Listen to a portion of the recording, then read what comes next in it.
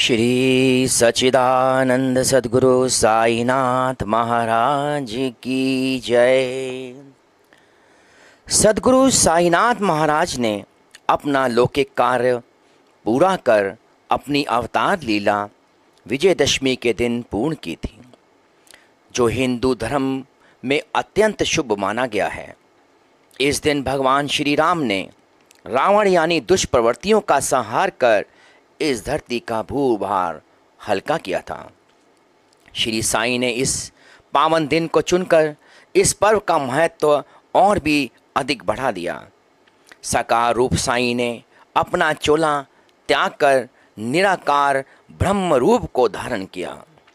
श्री साईं सचित्र में इस निर्वाण की कथा को अध्याय 42, 43 और 44 में दिया गया है। इस कथित विवरण का ध्यान करने से ही समस्त कष्टों और भव सागर के दुखों का अंत होकर जन्म मृत्यु के चक्र से छुटकारा मिल जाता है। गुरु कृपा की केवल एक नन्ही सी किरण भी भव सागर के भय से सदा के लिए मुक्त कर देती है तथा मोक्ष का पथ सुगम करके दुख को सुख में परिवर्तित कर देती है। आइए सद्गुरु साईनाथ के मोह विनाशक पूजनीय चरणों का स्मरण करके हम इस कथा का पारायण आरंभ करते हैं। 28 सितंबर 1918 को बाबा को हल्का सा ज्वर आया और उन्होंने भोजन करना बिल्कुल त्याग दिया। उनका शरीर दिन प्रतिदिन हल्का और दुर्बल होने लगा।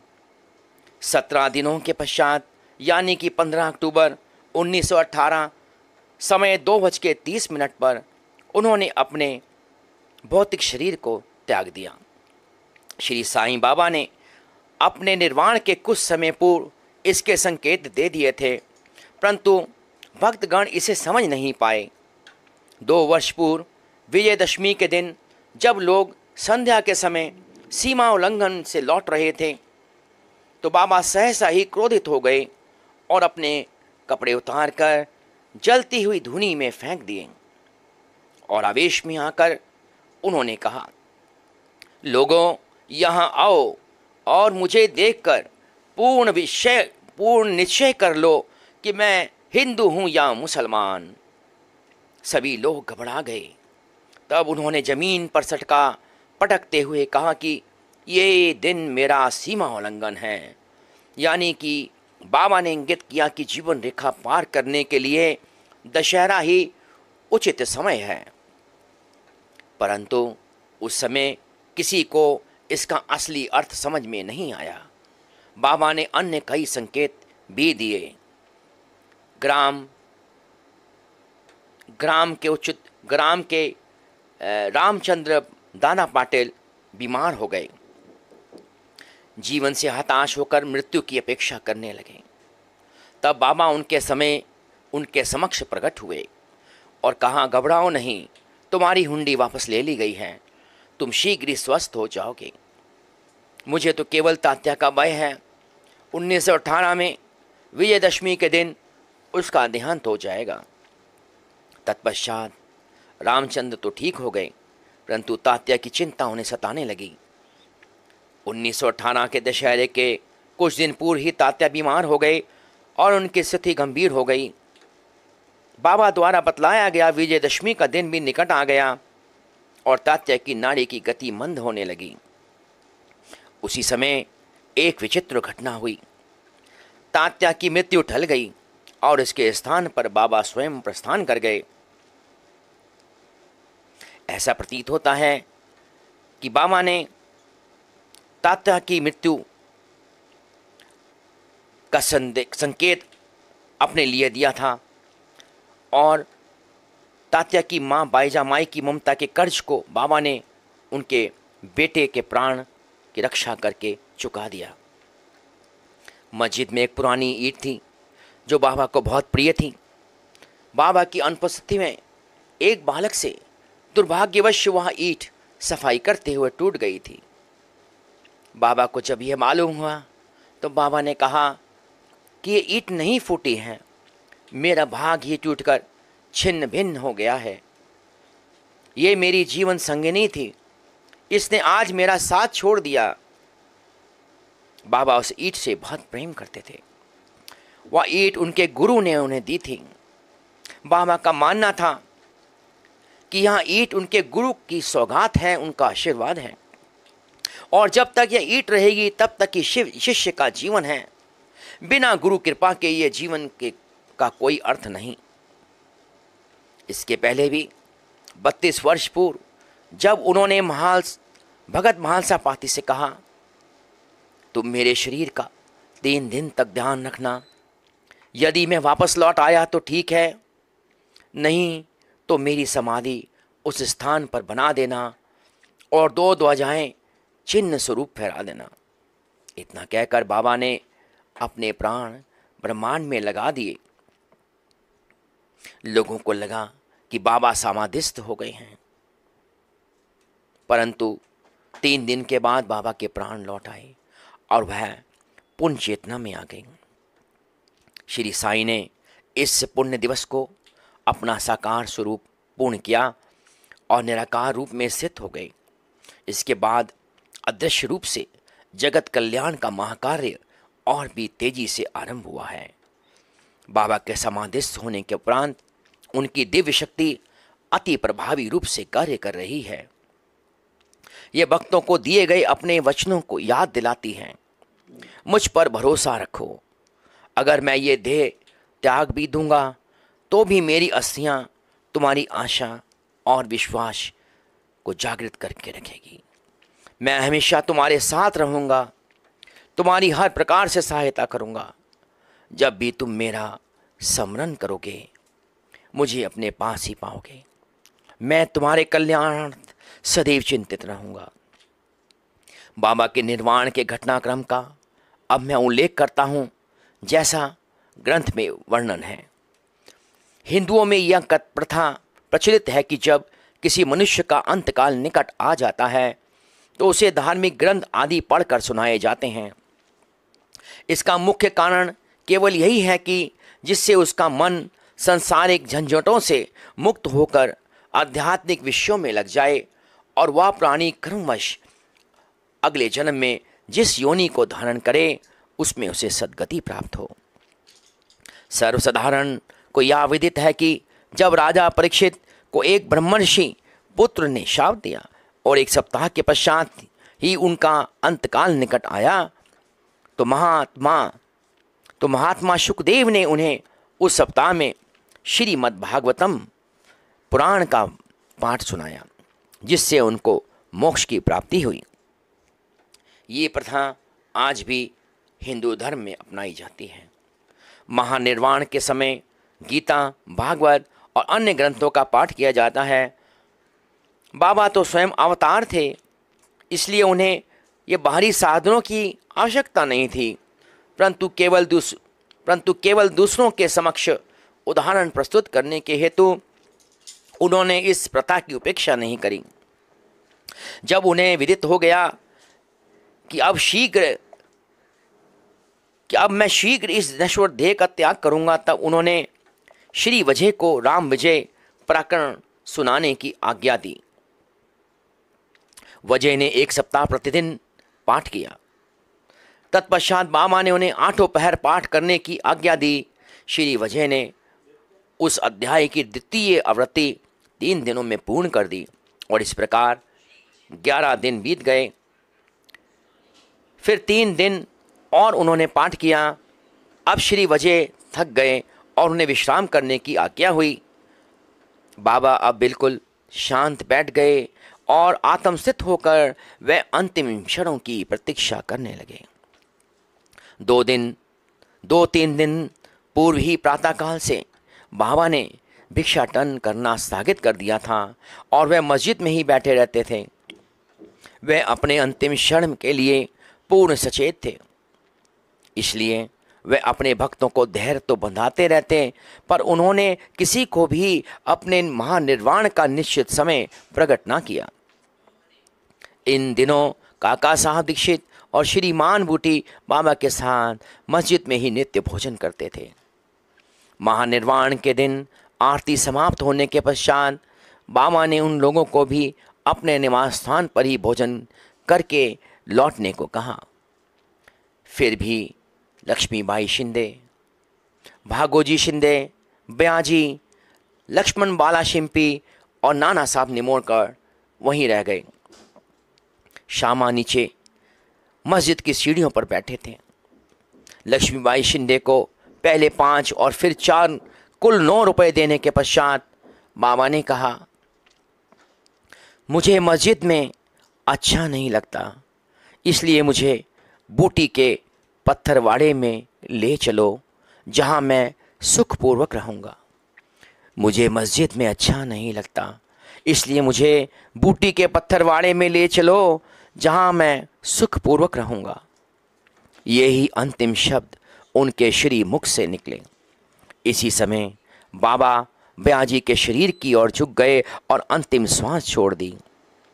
भागोजी ने देखा कि बाबा की श्वास रुक गई है, तब उन्होंने नाना साहब निमोणकर को पुकारा। नाना साहब ने कुछ जल लाकर बाबा के श्री मुख में डाला, जो बाहर लुढ़क आया। तभी उन्होंने जोर से आवाज लगाई, अरे देवा। तब बाबा ऐसे दिखाई पड़े जैसे उन्होंने धीरे से नेत्र खोलकर धीमे स्वर में ओम कहा हो, परंतु अब स्पष्ट विदित हो गया था कि उन्होंने सचमुच पंचभूत शरीर त्याग दिया है। बाबा समाधिस्थ हो गए। या हृदय विदारक दुख संवाद आग की भांति तुरंत ही चारों ओर फैल गया। शिरडी के सब नर नारी और बालकगण मस्जिद की ओर दौड़े। चारों ओर हाहाकार मच गया। सभी के हृदय पर वज्रपात हुआ। उनके हृदय विचलित होने लगे। कोई जोर जोर से चिल्लाकर रुदन करने लगा, कोई सड़कों पर लौटने लगा और बहुत से बेसुध होकर वहीं गिर पड़े। प्रत्येक की आंखों से झरझर आंसू गिर रहे थे। प्रलय काल के वातावरण में तांडव नृत्य का जैसा दृश्य उपस्थित हो जाता है, वही गति शिरडी के नर नारियों के रुदन से उपस्थित हो गई। उनके इस महान दुख में कौन आकर उनका धैर्य बंधाता, जबकि उन्होंने साक्षात सगुण पर ब्रह्म का सानिध्य खो दिया था। इस दुख का वर्णन भला कौन कर सकता है। अब कुछ भक्तों को श्री साईं बाबा के वचन याद आने लगे। किसी ने कहा, महाराज ने अपने भक्तों को कहा था भविष्य में वे 8 वर्ष के बालक के रूप में पुनः प्रकट होंगे। कृष्ण अवतार ने भी चक्रपाणी भगवान विष्णु द्वारा ऐसी ही लीला की थी। श्री कृष्ण माता देवकी के सामने 8 वर्ष की आयु वाले एक बालक के रूप में प्रकट हुए थे, जिनका दिव्य तजोमय स्वरूप था और जिनके चारों हाथों में आयुध शंख चक्र गदा और पद्म सुशोभित थे। अपने उस अवतार में भगवान श्री कृष्ण ने धरती का भूभार हल्का किया था। साईं बाबा का ये अवतार अपने भक्तों के उत्थान के लिए हुआ था। संतों की कार्य प्रणाली अगम्य होती है। साईं बाबा का अपने भक्तों के साथ ये संपर्क केवल एक पीढ़ी का नहीं, बल्कि पिछले कई जन्मों का संपर्क है। ऐसा प्रतीत होता है कि इस प्रकार का प्रेम संबंध विकसित करके महाराज दोहरे पर चले गए हैं और भक्तों को दृढ़ विश्वास है कि वे पुनः ही शीघ्र वापस आएंगे। अब समस्या यह उत्पन्न हुई कि बाबा के शरीर की अंतिम क्रिया किस प्रकार की जाए। कुछ यवन लोग कहने लगे कि उनके शरीर को कब्रिस्तान में दफन करके उस पर एक मकबरा बना देना चाहिए। खुशाल चंद और अमीर शक्कर की भी यही धारणा थी, परंतु ग्राम में अधिकारी श्री रामचंद्र पाटिल ने दृढ़ और निश्चयात्मक स्वर में कहा कि तुम्हारा निर्णय मुझे मंजूर नहीं है। शरीर को बाणे के अतिरिक्त अन्यत्र कहीं भी नहीं रखा जाएगा। जैसा बाबा की आखिरी इच्छा थी, हम उस प्रकार से कार्य करेंगे। इस प्रकार लोगों के मतभेद उत्पन्न हो गए और वह वाद विवाद 36 घंटों तक चलता रहा। बुधवार के दिन प्रातःकाल बाबा ने लक्ष्मण मामा जोशी को सौंपन दिया और अपने और उसके हाथ खींच अपने हाथ से उसे खींचते हुए कहा कि शीघ्र उठो। बापू साहब समझता है कि मैं मृत हूँ, इसलिए वह तो आएगा नहीं। तुम पूजन और काकड़ आरती करो।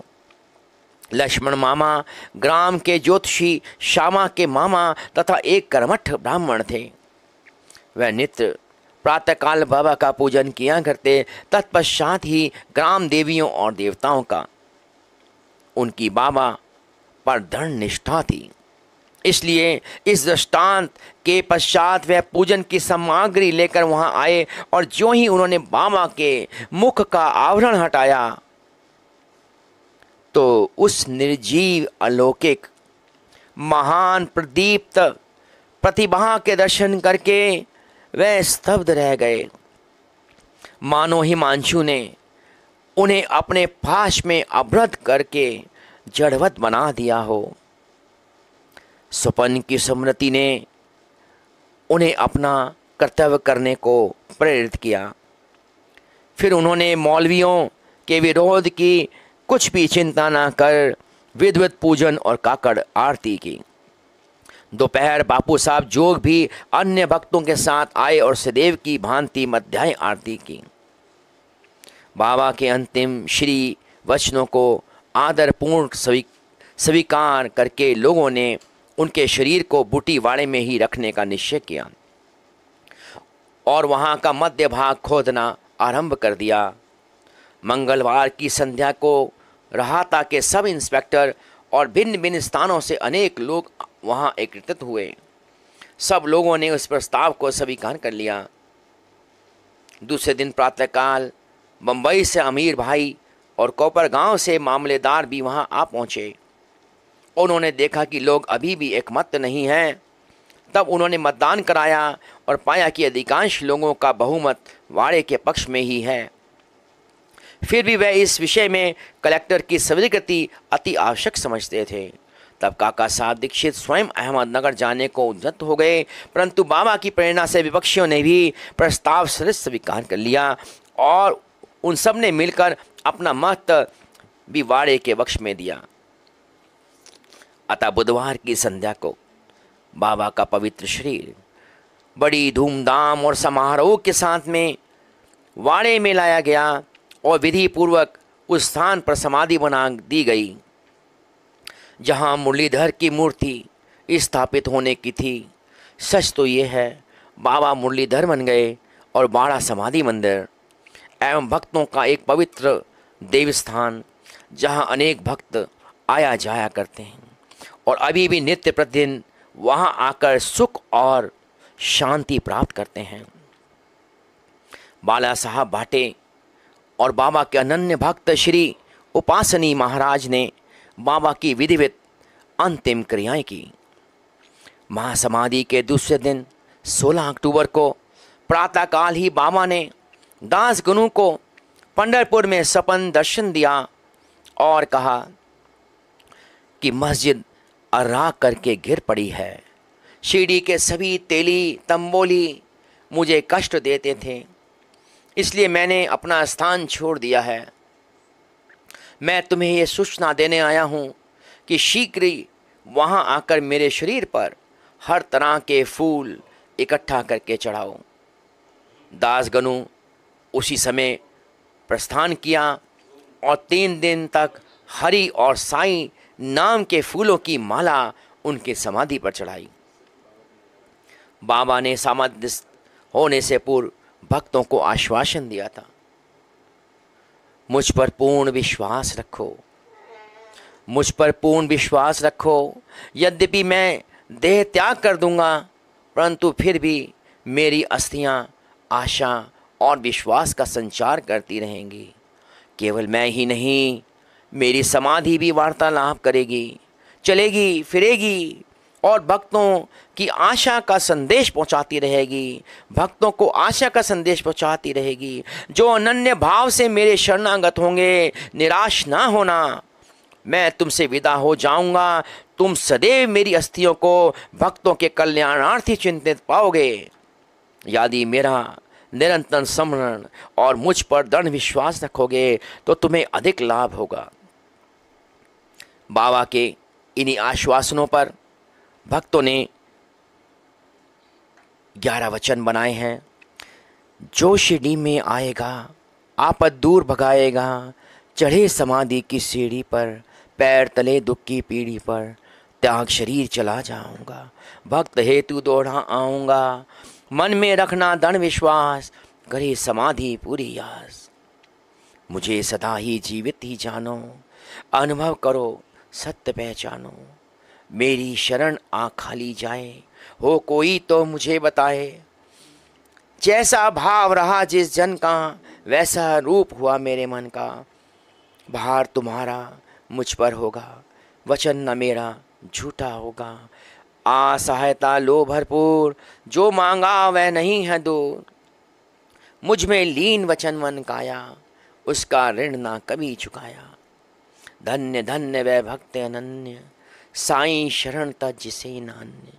बोलिए सदगुरु श्री साईनाथ महाराज की जय हो। साईं भक्तों, बाबा के महानिर्वाण की कथा यहीं समाप्त होती है। बाबा ने निर्वाण जरूर लिया, परंतु अगले दिन ही दासगनु महाराज को स्वप्न दर्शन दे के बोला कि आओ, और जोग जी को स्वप्न दिया, उनको बोला कि मैं मृत नहीं हूँ, तुम आकर काकड़ आरती करो।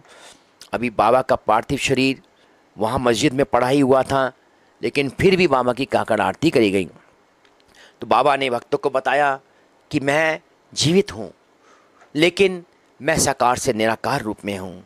तो इसीलिए बाबा के हर जगह मंदिर भी खोले जाते हैं, शिरडी भी खुलती है, और बाबा की आरतियाँ भी होती है चारों, आज भी होंगी। आप सब लोग देखेंगे, और श्री साईं ज्ञानेश्वरी ऐप के अंदर में साईं के दर्शन, साईं की आरतियाँ भी मिलती हैं। आप वहाँ से लॉगिन करके भी आप देख सकते हैं। तो देखिए, बाबा का चित्र साकार रूप से, साकार चित्र बाबा का जो नवनीत जी ने बनाया है, वो कितना ही सुंदर, कितना ही भव्य बना है। हालांकि इस कथा को करते करते मेरा हृदय भी रुदन कर रहा था, बाबा की याद के अंदर में, बाबा के स्मरण के अंदर में, कि बाबा ने किस प्रकार से ये समाधि ली थी, कैसे निर्वाण की कथा का जो हेमाड पान जी ने जो विवरण दिया था, जो घटनाक्रम दिया था, वो बहुत ही हृदय स्पर्शी था। आप सब लोग जो जो इस कथा को करता है, बाबा की कृपा उस पर ज़रूर होती है। ये मैंने आजमाया है, इसीलिए इस कथा को एक रूप देकर मैंने एक पूरी संपूर्ण कथा बनाने की कोशिश करी, ताकि आप सबके सामने, आप सबके समक्ष पेश कर सकूं, और इस कथा को 2:30 से 3 बजे के बीच में कर सकूं। आइए, अब नवनीत जी को मैं ये माइक देता हूं, आगे का कार्यक्रम वो निर्धारित करेंगे कैसे करना है। ओम साईं राम।